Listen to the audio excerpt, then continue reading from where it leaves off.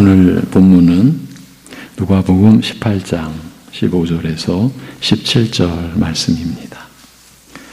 하나님의 나라가 이런 자의 것이니라, 이 제목으로 누가복음 18장 15절에서 17절 본문입니다.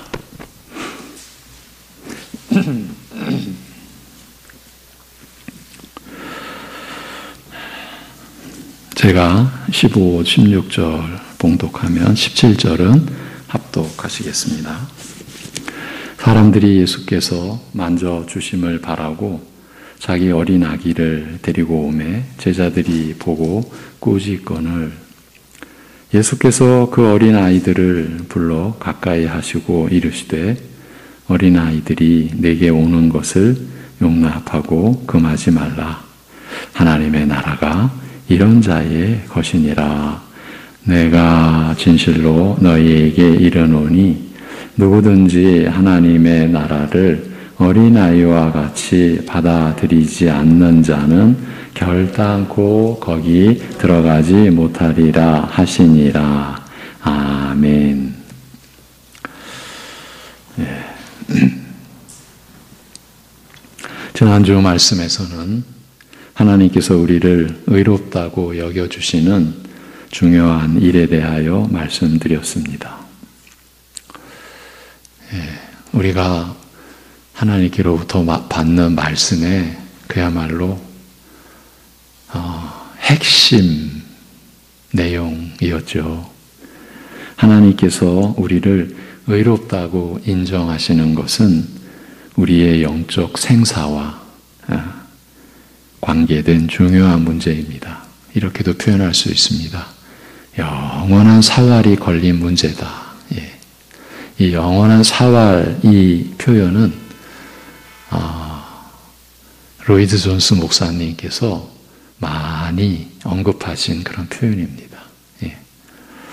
의로운 자만 하나님 나라에 들어가며 의로운 자에게만 영생이 주어지기 때문입니다.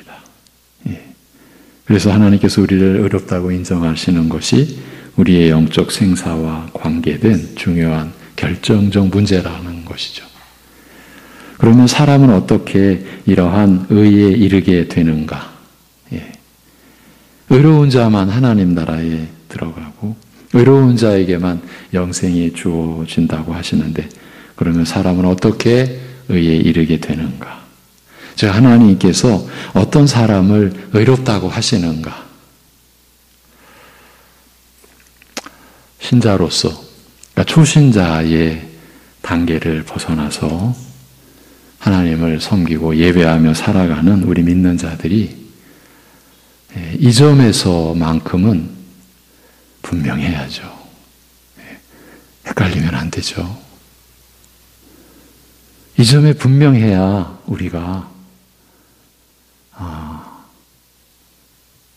복음 전도에 우리의 삶으로, 우리의 행실로, 또 우리의 말로 섬길 수가 있는 거죠. 이 점에서 우리가 분명치 않으면 우리 자신부터 해서 너무 위험한 거죠.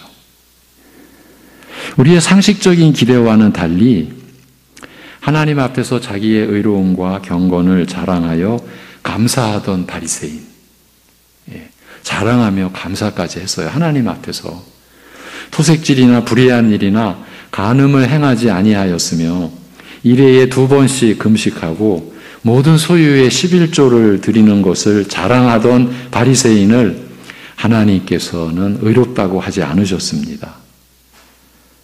이처럼 경건한 바리새인조차 의롭다고 인정받지 못한다고 말씀하신 것은 어느 누구도 하나님 앞에서 스스로 의롭다고 할 수 없다는 것을 가르치시기 위해서라고 할 수 있습니다. 다른 사람들보다 조금 더 의롭고 경건하게 산다고 해서 자기를 하나님 앞에서 의로운 자로 세울 수 없다는 것을 가르치신 비유입니다. 그러니까 자기의라는 것은 없는 겁니다. 하나님 앞에서, 하나님 나라에서는.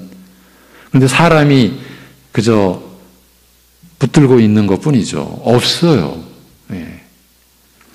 자기를 높여 하나님 앞에 스스로 의로운 자로 세우는 자를 하나님께서는 오히려 물리치신다는 사실을 일깨우신 것입니다. 하나님께서는 하나님 앞에서 얼굴을 들지 못하고 자신의 죄악을 부끄러워하며 가슴을 치면서 슬퍼하는 사람, 나는 죄인이로소이다.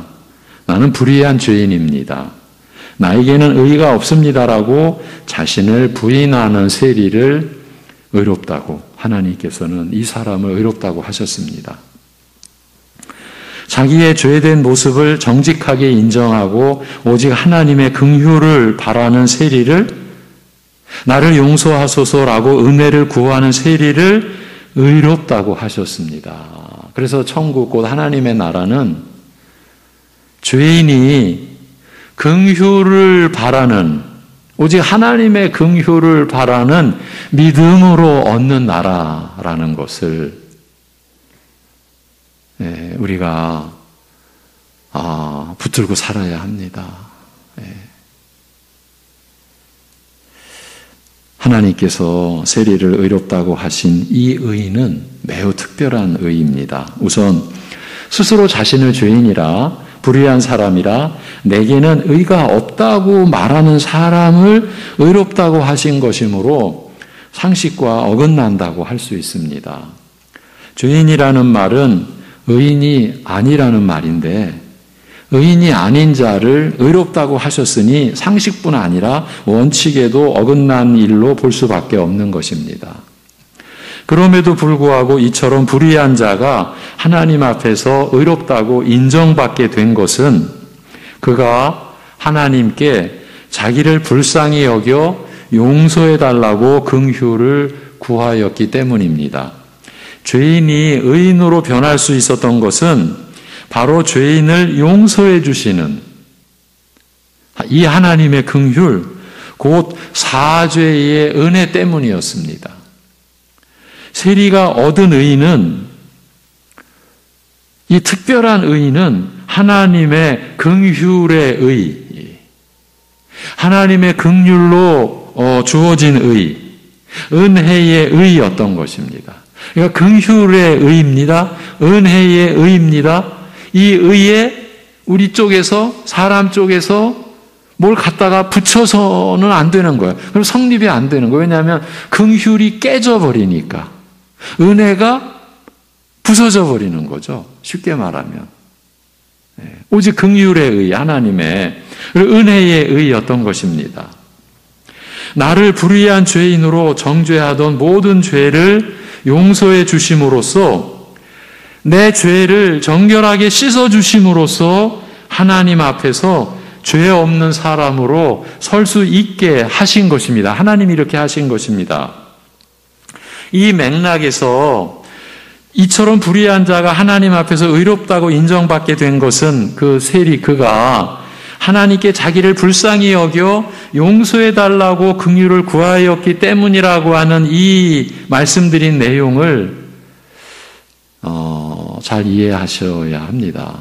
그가 긍휼을 구했기 때문에 그의 이런 그 행사가 원인이 되어가지고 하나님께서 저를 불쌍히 여겨 주셨다라는 쪽으로 가면은 이렇게 말씀드린 취지를 잘못 오해하신 것입니다. 우리 쪽에서는 그렇게 할 수가 없습니다. 그런데도 그렇게 불쌍히 여겨 용서해달라고 긍휼을 구하였기 때문이라고까지 강조한 것은 여러분 중요한 그 내용이 담겨 있습니다. 여러분, 우리의 시작도 하나님에게서 비롯된 거죠. 그리고 우리가 살아가는 과정도 하나님이 우리에게 힘이 되어 주시고 우리의 모든 것을 다스려 주시는 은혜 때문인 거죠. 그렇다면 끝도 당연히 하나님의 것이죠. 하나님의 의해서죠. 지금 제가 말씀드리는 것을 계속 묵상하시기를 바랍니다. 우리가 살아가는 과정에서 어떤 결론 부분에 갔을 때 모든 일이 시작이 있고 과정이 있고 결론이 있잖아요. 우리 인생도 그렇고요. 여러분이 살아가시면서 그런 일이 반복되잖아요. 어떤 일을 시작했다가 과정도 있다가 마무리가 됐다가 시작도 주님을 의지해서 과정도 주님의 힘으로 그리고 마침도 주님 안에서입니다. 그런데 우리가 끝 마침 부분에 가서 죄송합니다. 에이 이렇게 해버리자. 제가 지금 무슨 말씀 드리는지 아시겠죠? 좀 느끼시죠? 끝까지 마침 부분에서도 주님께 의지해야 합니다. 가룟 유다가 비참하게 된 최종적인 그 불법과 부정이 뭡니까? 그는 자기의 잘못을 알게 됐습니다. 은 30에 이것도 물론 구약에 다 예시되고 예언되었던 내용인데 예수님을 팔아버렸습니다. 12제자 중에 한 가룟 유다가 알았습니다. 그때 자신이 얼마나 엄청난 잘못을 저질렀는지 알았습니다. 그러면 알았으면 어떻게 해야 됩니까? 지금 이 세리가 자기가 하나님 앞에서 낯을 들 수 없는 죄인이라는 것을 알았습니다. 알았는데 이런 죄인이 그러면서 그 자기의 형편과 자기의 죄를 자기가 끝내버렸으면 어떻게 되는 겁니까? 이게 얼마나 중요한 내용입니까? 가룟 유다는 자기가 끝내버렸어요. 자기가 끝낸다는 건 뭘 의미하는 겁니까? 하나님을 부정하는 거예요. 우리가 살아가면서 이와 관련된 우를, 불법을, 죄악을 우리가 어쩌면 많이 범하고 왔을지도 모릅니다. 시작은 주님께. 근데 끝은 그래서 이제 제가 우리 교회에 왔을 때는 이제 오실 기회가 없었는데 그 조병수 교수님, 조병수 총장님이 이제 우리 송내중앙교회에 오셨었다고 몇 번 오셨었다고 말씀을 드렸습니다. 근데 그 조병수 교수님이 그렇게 가르치셨어요. 개업 감사 예배를 드리면 폐업 감사 예배도 드려라. 굉장히 중요한 가르침이셨어요. 우리는 개업은 하나님께 감사함으로 하고 폐업은 마치 내가 뭐 어쩔 수 없는 상황이니까 폐업하는 쓰라림과 아픔 그 속에서 우리는 그냥 우리가 처리해버린 거죠. 우리 연로하신 어르신 성도님들은 제가 말씀드리는 거를 더 실감하실 거라고 생각이 듭니다. 지금 세리가 하나님께 자기를 불쌍히 여겨 용서해달라고 긍휼을 구하였기 때문이라는 것은 이런 의미를 담고 한 말입니다. 그가 그런 행위를 했기 때문에 하나님께서 보답했다라는 차원이 절대 아닙니다. 이제 다시 돌아와서 그래서 세리가 얻은 의는 하나님의 긍휼의 의, 은혜의 의였던 것입니다. 나를 불의한 죄인으로 정죄하던 모든 죄를 용서해 주심으로써 내 죄를 정결하게 씻어 주심으로써 하나님 앞에서 죄 없는 사람으로 설 수 있게 하신 것입니다. 죄인을 의로운 자로 여겨 주신 것입니다. 그리스도를 믿음으로 그 믿음으로 말미암아 의롭다함을 얻는 구원의 도리, 구원의 도가 이렇게 우리에게 은혜로 주어진 것이죠. 예수님께서는 바로 이 은혜의 의의 근거와 토대를 마련하기 위하여 자신을 십자가의 죽음에 내어주셨습니다. 이것이 교회가 선포하는 진리의 내용인 거예요. 이 은혜의 의의 근거와 토대가 마련되어 있지 않으면 이 하나님의 긍휼의 의는 우리에게 주어질 수가 없는 거예요. 근데 예수 그리스도께서 이 은혜의 의의 근거와 토대를 마련하기 위하여 십자가의 죽음에 자신을 내어주셨습니다. 그리고 세리는 이러한 은혜를 힘입어 죄인이었던 그가 하나님 앞에서 의인으로 인정받게 된 것입니다. 여러분, 천국과 영생을 받게 되는 이 의에 우리가 이르고 참여할 수 있는 길은 이것밖에 없는 거예요. 사람들이 손가락질하는 세리까지도 불쌍히 여겨 용서하시고 의롭다고 여겨주시는 하나님께서 왜 세리보다 의로운 바리새인은 의롭다고 여기지 않으셨는가? 여기에는 분명히 그럴 만한 이유가 있을 것입니다. 사실 자신은 이런 세리와 다르다고 생각한 바리새인, 이런 죄인과는 달리 자기는 하나님 앞에서 의롭다고 생각한 그를 하나님께서 물리치신 것은 죄인 아닌 사람이 없다는 사실을 알리기 위해서였습니다. 나는 죄인과 다르다, 나는 죄인이 아니다라고 말할 수 있는 사람은 없다, 하나님 앞에서 자기의 의로움을 내세울 수 있는 사람은 없다는 사실을 알리고자 하신 것입니다. 그래서 제가 여러분과 자기 의의 싸움을 10수년 해온 겁니다. 그 자기 의가 가장 흔하게 평범하게 자기 자랑으로 늘 등장한다라고 하는 것을 계속 일깨워 드린 것입니다. 여러분 생각하실 때에 지금 우리 교회의 자기 의와의 싸움의 어떤 성적표를 한번 추정해 보다면 어떻게 생각하십니까? 저는 그렇게 생각합니다. 시작에 불과하다. 우리가 10수년 해온 일 시작에 불과합니다. 왜? 저 자신도 그렇고 우리는 하나님의 의가 아닌 자기 의에 그 몇 배의 세월을 우리가 쏟아부었고 그 자기 의의 혜택을 자기들이 누리고 왔기 때문에 이거 못 버리는 거예요. 바리새인이 하나님 앞에서 자기의 경건을 부정할 수가 없었어요. 억울하니까. 우리식으로 말하면 그것처럼 저는 그렇게 생각합니다. 우리도 시작 단계다. 계속 전진해 가야 한다. 그런 의미로 말씀을 드린 겁니다. 그러니까 하나님 앞에서 자기의 의로움을 내세울 수 있는 사람은 없다. 이 사실을 예수님께서 일깨우신 거예요. 이와 같이 모든 사람이 죄인이므로 그가 하나님 앞에서 의롭다고 인정을 받으려면 세리와 같이 하나님의 긍휼을 구할 수밖에 없는 것입니다. 사람이 하나님 앞에서 의로울 수 있는 유일한 길은 그리스도의 은혜의 의를 입는 길밖에 없는 것입니다. 세리는 이 사실을 깨닫고 하나님께 긍휼을 구하였으며 죄인을 불쌍히 여겨 용서하시고 의롭다 하시는 은혜를 입었습니다. 그러나 바리새인은 스스로 의롭다고 생각하였기 때문에 이런 은혜의 의가 필요하다라는 것을 느끼거나 깨닫지 못하였으며 은혜의 의를 외면하고 거부한 결과 불의한 자로 남을 수밖에 없었던 것입니다. 스스로 의롭다고 여기기 때문에, 자기 의로 당당했기 때문에 긍휼의 의가, 은혜의 의가 절대적으로 필요하다라는 그 깨달음에 이를 수가 없었던 거예요. 이게 불행한 거죠. 그래서 은혜의 의를 외면한 거예요.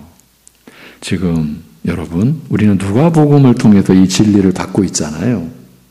제가 또 어쩔 수 없이 오늘날 현실의 그 상황을 염두에 두고 한 가지를 또 짚어드리고 가겠습니다. 어떤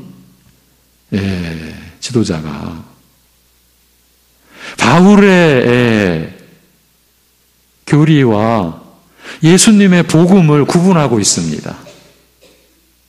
죄송합니다. 미친 짓을 하는 거죠.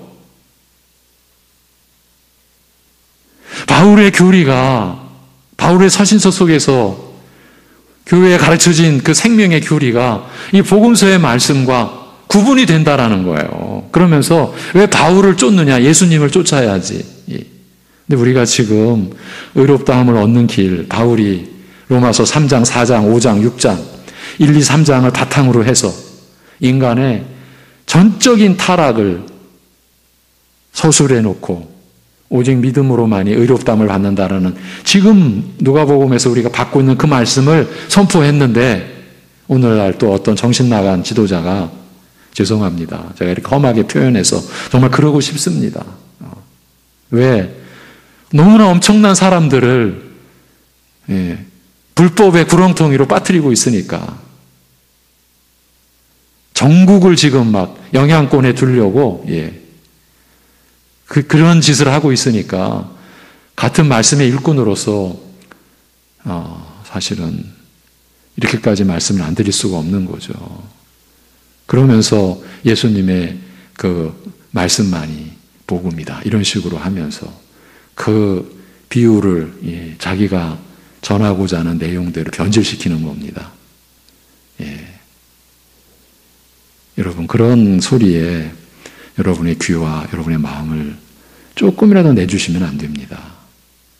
하나님의 말씀은 창세기부터 요한계시록까지 하나의 진리를, 우리를 살리시는 생명의 말씀을 주시는 거예요. 우리가 무지해서 다 못 깨달을 뿐이죠. 자, 이제 이런 배경을 두고 오늘 말씀은 예수님께서 어린아이를 영접하시고 하나님의 나라가 이런 자들의 것이라고 가르치신 내용을 기록하고 있습니다. 오늘 말씀 역시 하나님의 나라를 소유하는 일에 대하여 말씀하고 있으므로 바로 앞에서 말씀드린 내용, 곧 의 문제와도 깊은 관계가 있다고 할 수 있습니다. 왜냐하면 이미 말씀드린 대로 오직 의로운 자만, 하나님께 의롭다고 인정받는 자만 천국과 영생에 들어가기 때문입니다. 사람들이 젖먹이와 같이 어린 것들을 데리고 와서 만져주시기를 바라자 제자들이 이들을 책망하였습니다. 그러나 예수님께서는 오히려 아이들을 자기에게로 부르시며 어린아이들이 내게 나오는 것을 허락하고 금하지 말라고 하셨습니다. 마가복음 10장 16절에 보면 아이들을 그 품에 안으시고 축복하셨다고 기록하고 있습니다. 사람들이 젖먹이같이 어린아이들을 예수님께로 데리고 온 목적에 대하여 말하기를 그가 만져주시기를 바라고 또는 안수하시도록 하기 위하여 또 기도해 주시기를 바라고 그들을 위해 축복해 주시기를 바라고 데려왔다고 적고 있습니다. 예수님께서 품에 안으시고 위하여 기도해 주시며 축복해 주시기를 바라고 부모들이 아이들을 데려온 것을 제자들이 나무라는 것을 보시고 말씀하시기를 이들이 내게로 나오는 것을 허락하고 금하지 말라고 하신 것은 젖먹이같이 아무것도 이해하지 못하고 깨달을 지혜가 없는 아이들도 예수님께 나와 예수님의 은혜를 입는 일에서 제외되지 않는다는 것을, 그들도 예수님의 은혜를 입을 수 있음을 가르치신 것이라고 할 수 있습니다. 아이들에게도 예수님께 나아가 예수님의 은혜와 축복을 받는 길이 열려 있음을 알리신 것입니다. 제자들은 저런 젖먹이들이 예수님의 말씀을 이해하고 믿을 수 있는 것은 아닐 텐데 어찌 예수님께서 데려오는가라고 생각하고서 이런 무의미한, 그러니까 쓸데없는, 이렇게 생각하는 거죠. 이런 무의미한 일을 하는 부모들의 무지를 책망하였는지 모르나 예수님께서는 어린아이들이 자기에게 나오는 것을 금하지 말라고 하심으로써 우리가 이해할 수 없는 어떤 신비한 방법으로서인지 모르나 아이들에게도 그리스도의 은혜가 베풀어질 수 있음을 말씀하신 것입니다. 여러분, 제가 이러한 은혜를 사역 속에서 경험하지 않았습니까? 저의 40대, 죄송합니다. 사역을 돌아봤을 때 그 40대 10년이 저에게는 행복한, 어제 시찰에 마치고 이제 우리 점심 우리 이 시찰 목사님들과 식사하는데 뜻밖의 그 제가 40대 때 함께 사역했던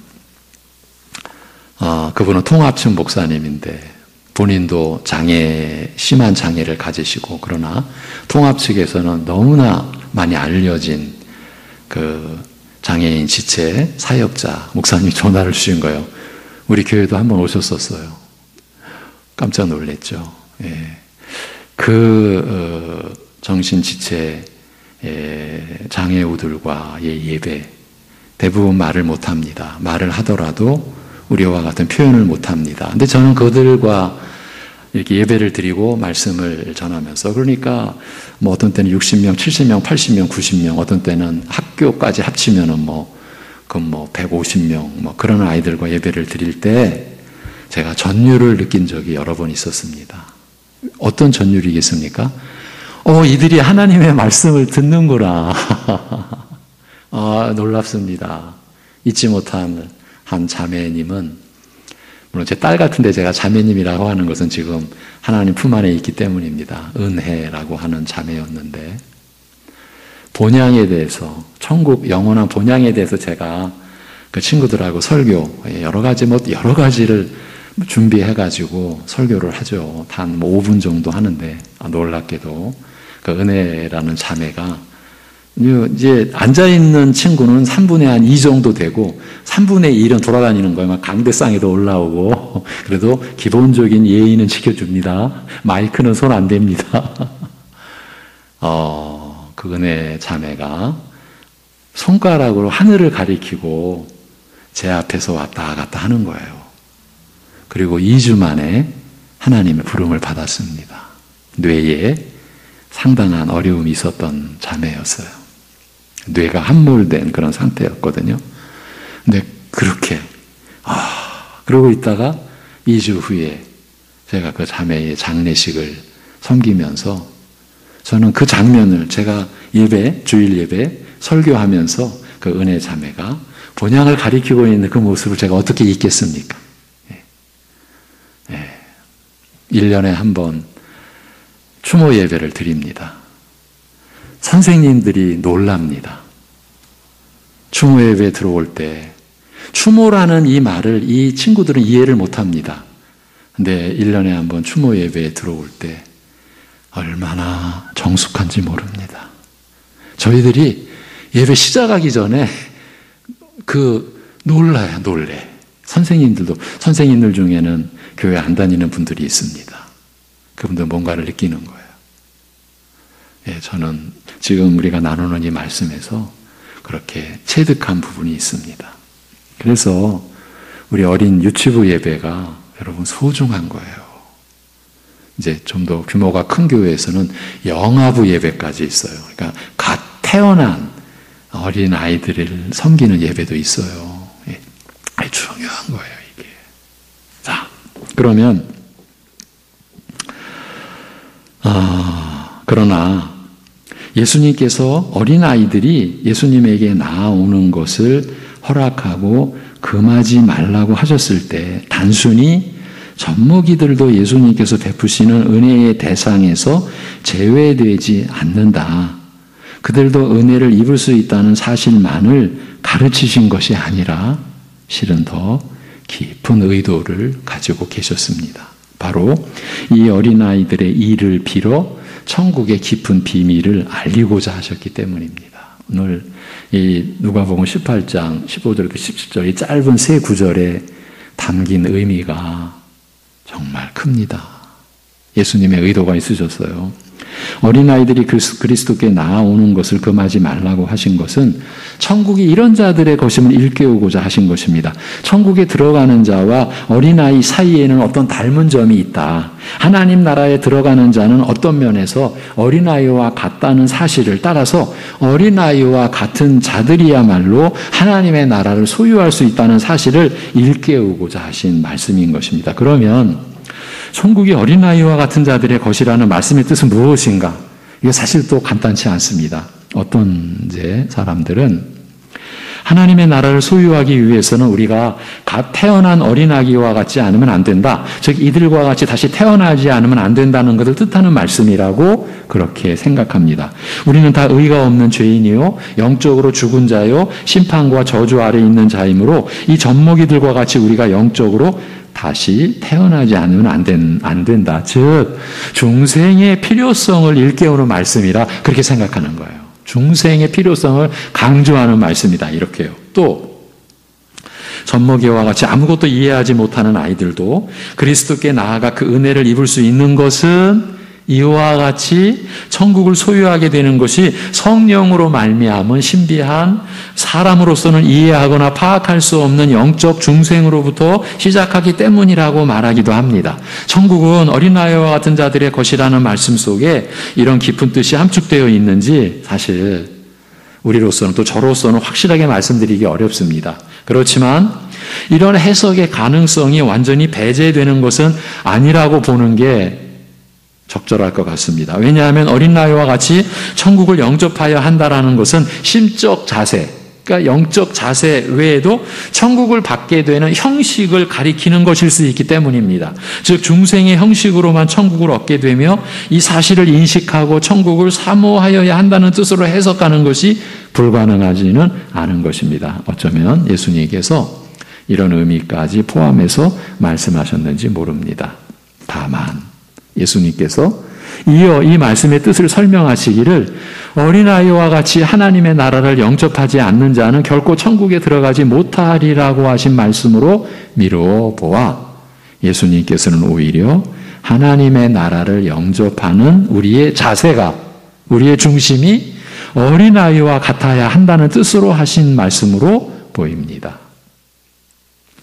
특히 마태복음 18장 1절 이하에 보면 제자들이 예수님께 여쭙되 천국에서 큰 자가 누구이니까? 라고 하였을 때 예수님께서는 어린아이 하나를 그들 가운데 세우시고 누구든지 돌이켜 어린아이와 같지 아니하면 천국에 들어갈 수 없다 라고 하시고 어린아이와 같이 자기를 낮추는 자가 천국에서 큰 자라고 하신 일이 있습니다. 또한 오늘 본문 바로 앞에서도 세리와 관련하여 하나님 앞에 자기를 낮추는 자가 높임을 받으리라 하신 내용이 있으므로 예수님의 이 말씀, 천국은 이런 자의 것이니라, 어린 나이와 같이 천국을 영접하지 않으면 천국에 들어갈 수 없다라고 하신 말씀도 이러한 겸손, 곧 어린아이와 같이 자기를 낮추는 겸손을 가르치고자 하신 말씀이라 생각됩니다. 그러니까 성경 말씀의 겸손입니다. 하나님 나라의 겸손입니다. 즉 앞에서 세리의 겸손에 대하여 가르치시기를 하나님 앞에서 아무 의가 없는 불의한 자요, 그 심령이 가난한 자라는 말이죠.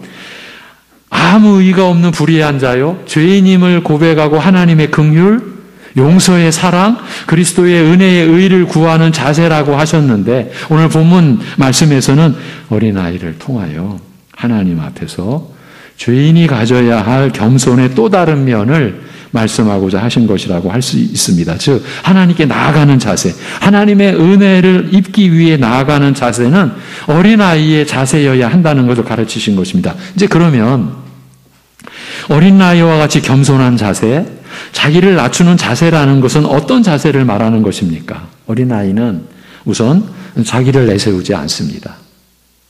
이제 오늘 말씀에 골자를 붙으셔야 됩니다. 어린아이는 자기를 내세우지 않습니다. 자기가 무엇을 할 수 있다고 생각하지 않습니다. 바로 이것입니다. 자기를 내세우지도 않고 자기가 무엇을 할 수 있다고 생각하지 않습니다. 오히려 아이들은 자기가 아무것도 할 수 없다라는 것을 본능적으로 알고 있습니다. 영적 본능이 우리에게도 일깨워져야 됩니다. 하나님 나라에 관해서, 죄사함에 관해서, 중생에 관해서, 영생에 관해서, 하나님의 자녀가 되는 면에 있어서 우리는 아무것도 할 수 없습니다. 할 수 있는 일이 있습니까?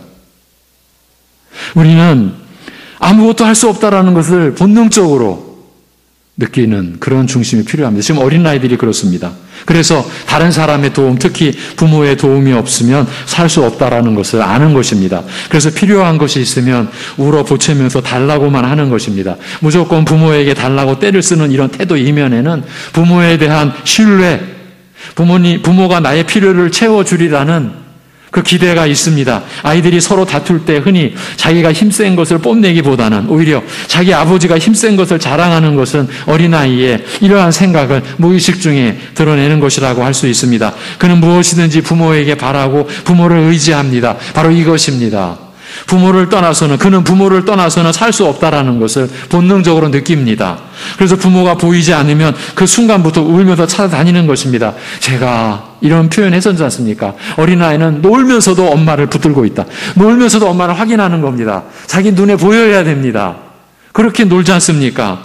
그래서 부모가 보이지 않으면요, 우는 거예요. 자지러지는 거죠.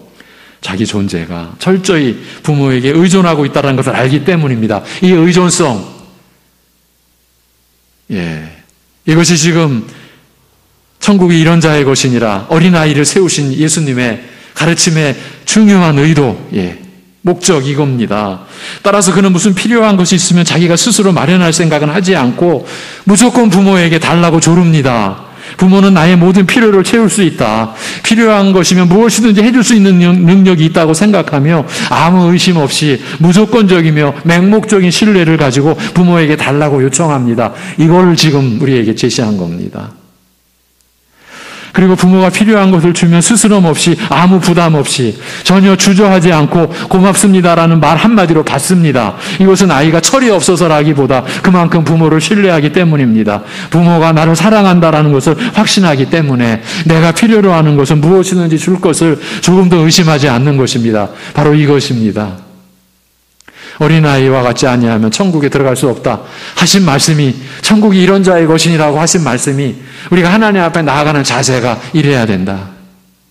여러분, 내가 이쯤 신앙생활을 했으니까 제가 며칠 전인가 언젠가도 제가 지금 그러한 생각에 들어가면 굉장히 위험한 상태에 들어간다. 에로이드 존스 목사님과 함께 한 시대에 하나님의 말씀을 전하는 자로 알렸던 스펄전 목사님이 이런 비유를 했다고, 이것도 제가 누차 여러분에게 들려드렸죠. 이제 마지막 호흡, 육신의 마지막 호흡, 한 발은 이생에, 한 발은 내세에, 그런 상황에서도 성령이 떠나시면 우리는 끝입니다. 이런 표현을 한 거예요. 전 세계를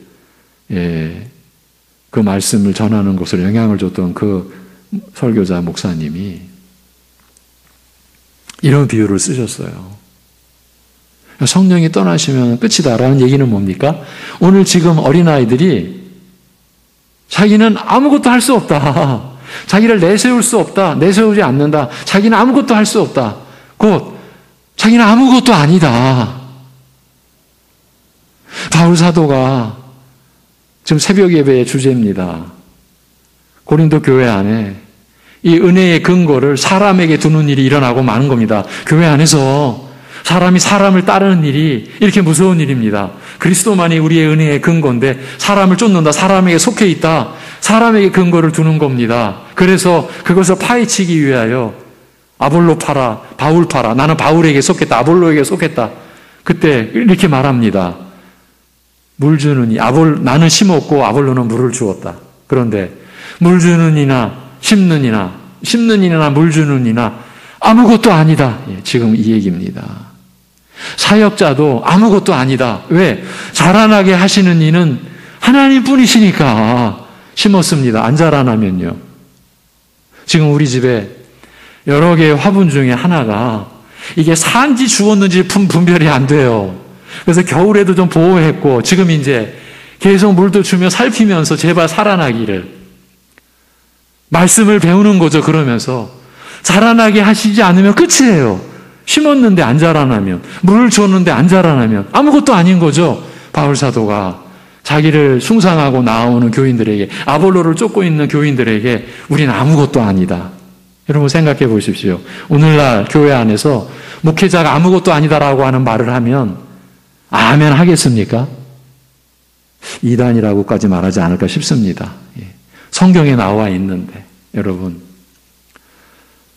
제가 저를 포함해서 여러분 생애 말년에 바울 사도의 고백을 꼭 같이 해야 됩니다라고 한 고백 중에 나의 나됨은 하나님의 은혜다. 내가 다른 사도들보다 더 많이 수고하고 더 많이 고난받았어도 내가 한 것이 아니다. 오직 나와 함께 하신 하나님의 은혜다. 반드시 이 고백으로 우리의 생애가 마무리되어져야 됩니다. 그때 내가 한 것이 아니라고 할 때가 지금 이 말씀이에요. 지금 바울 사도가 끝없이 수고했는데 겸손해서 그냥 그거 감추고 그냥 내가 한 것이 아니에요. 오직 나와 함께 하신 하나님의 은혜요. 여러분 이렇게 생각하면은 이건 우리의 너무나 우리다운 해석이고 우리다운 착각입니다. 그게 아닙니다. 바울 사도는 진실로 자기는 아무것도 아니다. 자기를 내세울 수가 없는 거, 자기가 한 일이 아니기 때문에. 왜? 잘하게 하시는 이는 하나님뿐이에요. 3일에 한 번씩 두들겨 맞을 정도의 고난 속에서 복음을 전했어요. 전 세계를 다니면서요. 3차 전도 여행입니까? 그것뿐이었겠습니까? 그런 길을 다니면서 그런 수고를, 그런 고난을 극복해내고 말씀을 전하고 교회를 세워왔는데 내가 한 것이 아니다. 자기를 내세울 수가 없고 자기는 아무것도 할 수 없다라는 고백인 거예요. 실로. 자기를 통해서 하나님이 역사하셨다라는 거를, 그런데 우리는 그거를 못 받는 거예요. 여러분, 그 고비를 넘어가셔야 돼요. 지금 어린아이를 내세우셨어요. 기억하시기를 바라요. 자기를 내세우지 않아요.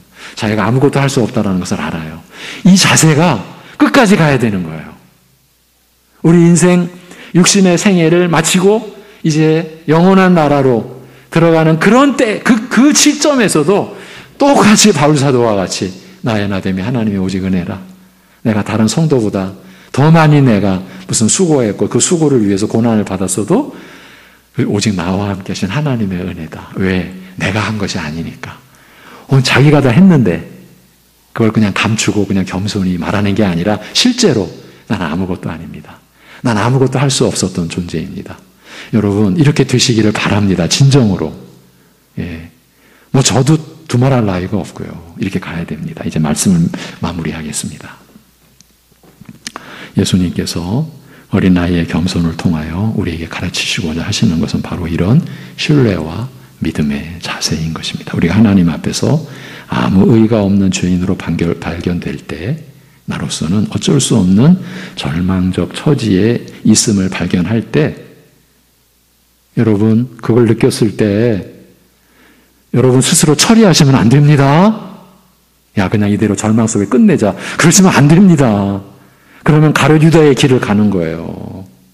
그렇게 절망적 처지에 있음을 스스로 발견할 때 오직 하나님의 긍휼과 그리스도의 은혜를 바라고 구하되 어린아이가 부모를 신뢰하고 의지하는 것과 같은 믿음으로 나아갈 것을 가르치시는 것입니다.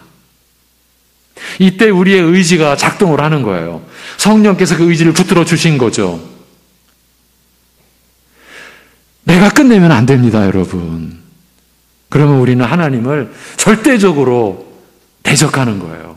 하나님의 하나님 되심을, 창조주요, 구속주요, 심판주 되심을 우리가 거부해버리는 거예요. 그 결과는 어떻겠습니까? 그러니까 자기의 절망적인 상황을 발견할 때 우리가 자녀들을 위해서 기도할 때도 또 그렇게 가르쳐야 됩니다. 우리 부모들이 경험해온 절망적 상황을 우리 자식들이라고 안 겪겠습니까? 그러한 어려운 상황이 왔을 때에도 주님은 기다리고 계신다. 아니, 그 절망적 상황에 지금 동행하고 계신다. 그 주님을 바라보라. 전적으로 100% 아니 1000% 네가 잘못했어도 주님은 너의 잘못을 받아들여 주시고 내가 회개하고 주님 앞에 나아갈 때 그 모든 것을 없이해 주시고 회복해 주실 준비와 능력과 사랑을 가지고 기다리고 계신다. 부모가 그랬다. 이렇게 가르치실 수 있어야 합니다. 절망적 처지에 있음을 발견할 때 오직 하나님의 긍휼과 그리스도의 은혜를 바라고 구하되 어린아이가 부모를 신뢰하고 의지하는 것과 같은 그 믿음. 그야말로 순전한 믿음이잖아요. 예. 조금도 의심하지 않고 울어 부채고 달라고 울어 제끼잖아요. 그 모습. 그 믿음으로 나아갈 것을 가르치시는 것입니다. 그가 나를 사랑하시니 엄마 아빠가 나를 사랑하시니 아끼지 않고 주시리라. 어린아이들은 그 믿음 신뢰가 있잖아요. 바로 그것처럼 우리 주님이 나를 사랑하시니 이러한 은혜까지도 아끼지 않고 주시리라는 믿음. 하나님이 아니면 나는 살 수 없다는 믿음. 그렇죠? 하나님이 아니면 살 수 없다는 믿음. 그래서 우리가 매일 주님 가르쳐주는 기도, 오늘도 일용할 양식을 주옵시고 영적 양식과 육적 양식 다 포함된 거예요. 그리고 매일 죄사함의 은혜를, 매일 시험에 들게 하지 마옵시고 악에서, 악된 존재에서 우리를 구하여 주시옵소서. 왜냐하면 나라와 권세와 영광이 영원히 아버지께 있지 않습니까? 있기 때문인 줄로 제가 믿습니다. 이렇게 기도하라고 가르치셨잖아요. 하나님이 아니면 나는 살 수 없다는 믿음. 나의 유일한 소망이 오직 하나님에게 있다는 믿음으로 나아가야 할 것을 가르치신 것입니다. 유일한 소망이라고 했습니다. 여러분, 환경이 소망이 아닙니다. 내가 이루어 놓은 것이 내 소망의 근거가 될 수 없습니다. 한순간에 무너질 수 있습니다. 여러분, 튀르키예의 고통이, 시리아의 고통이 우리에게 그것을 일깨워 준 겁니다. 아무리 세상적으로 육신적으로 쌓아놨어도요, 일거에 그냥 먼지가 돼버립니다. 그게 세상의 것입니다. 오직 하나님만이 우리의 유일한 소망의 근거가 되어주신다. 우리의 소망이 되어주신다.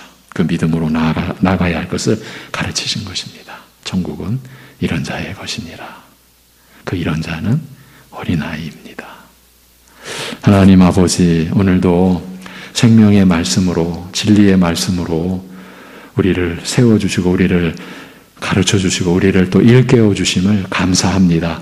오직 성령께서 이 말씀을 우리 각자의 심령 속에 능력 있게 증거해 주셔서 이 말씀 위에 우리가 서게 되고 이 말씀을 붙들고 가게 되고 이 말씀 앞에서 우리가 회개하고 마치 우리를 내세우고자 했던 거 뭔가를 할 수 있는 것처럼 여겼던 의식에서 우리가 노임을 받게 자유함을 얻게 하여 주시옵소서. 남들과 비교하여 갖는 의의는 거짓 의라, 하나님께서 내치시는 의라, 남들과 비교하여 갖는 자랑과 그런 의식이 우리의 영혼을 갉아먹는 좀과 같으며 바로 사단의 다 무기들이요 사단의 도구들 뿐이라는 것, 그것을 우리가 또 상기할 수 있도록 은혜를 베풀어 주옵소서. 아버지 하나님,